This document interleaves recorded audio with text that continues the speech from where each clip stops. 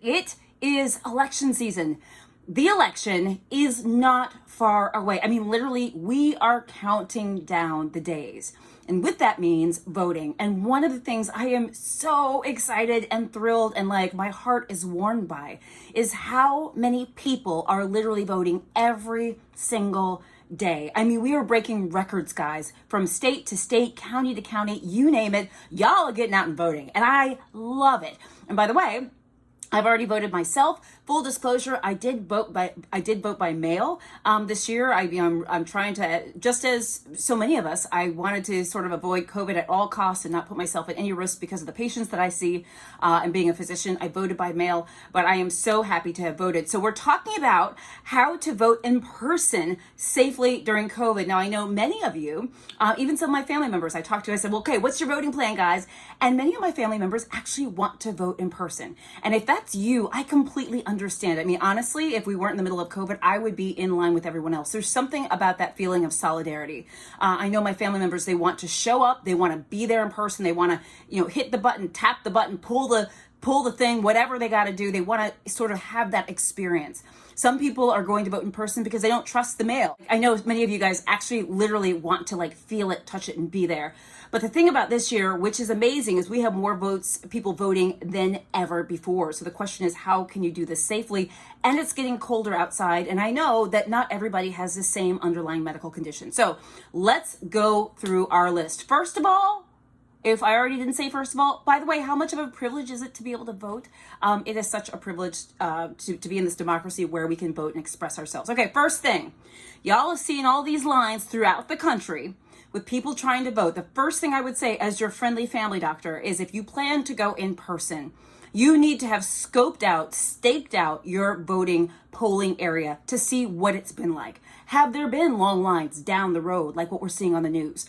Or are the lines not so bad at all? It really is different depending on where you live and where you're voting. So before you sort of just take what you see on the news as your situation, literally do a drive-by, like drive on by and see, okay, what's going on, okay?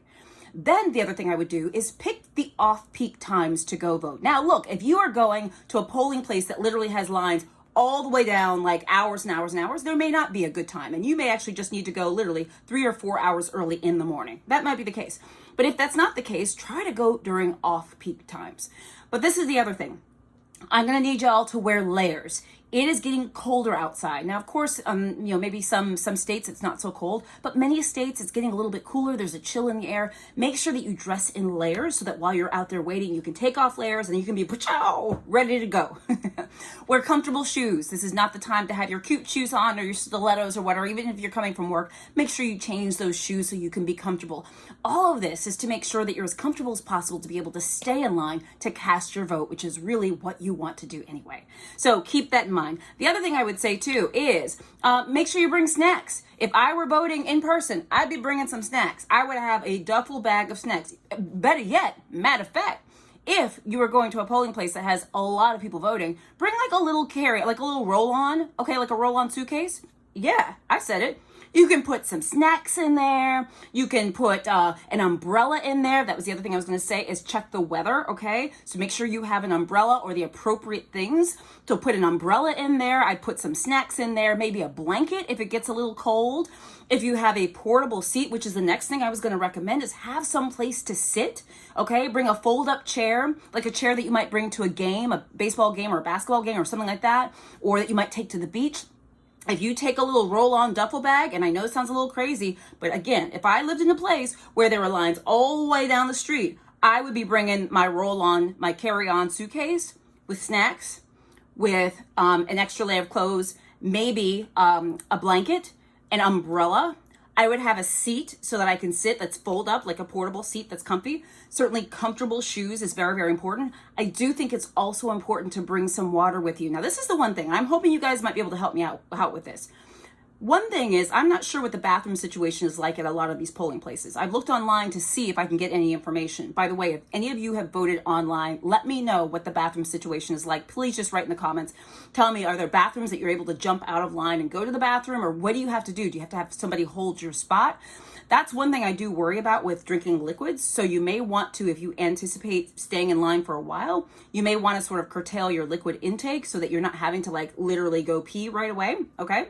So, but bring some water just in case, because you don't want to get dehydrated from waiting all of this time. I would also say, bring something to do. Bring a book, bring some crossword puzzles. I would say bring an extra charger to your phone. Like if you have one of those sort of mobile chargers, make sure your phone is fully charged when you go, or your iPad, etc., so that you've got juice. Put it on the sort of low battery setting while you're waiting so that you're not running through your juice as fast as possible, okay? And then have an extra battery source if you're able to as well. So I'm hoping those things are really helpful for you guys when you are voting in person, because I know it's very important. I know many of you parents want to bring your kids so they can have that experience of voting in person, because it is so important. So I love it. I want you to vote in person, vote by mail, do whatever is safest and best for you. I just want you to do what is safe. And also keep in mind, guys, if you have a weakened immune system, if you are ill, let me give a caveat to that. Ill in the sense of, you're weak.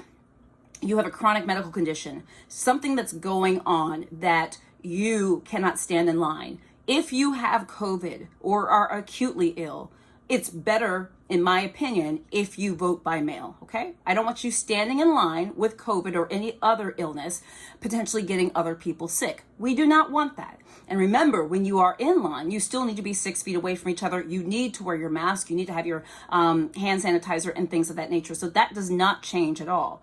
But let's say that, you have someone in your family with cancer or a weakened immune system. Maybe they can wait in the car while you hold the spot, and then they get out when they're closer, when you get closer up to the window to actually, or to the door to be able to go vote. So guys, I hope that is really, really, really helpful. Let me just take a look and see in my notes if I have anything else. Oh, the other thing I would say is let's also remember to be courteous and kind and generous to other people. This is the time to help one another out, if there's any time ever. So if somebody needs your help or your assistance, do it. If you can watch or sort of look after some kids while your neighbor goes to vote, or whatever needs to be done, if we can help each other out, that's going to be the best. And also employers, if you can give your employees the day off, give them the day off or some hours off to go vote. We're really all in this together. So remember, guys, the ability to vote is a blessing, and it's a privilege that not everyone in the world has. Exercise your right to vote. For those of you who've never voted before, vote, and take someone else to the polls. I am so excited that you guys are so active. Remember, voting is a blessing. It's a privilege. It's an amazing opportunity.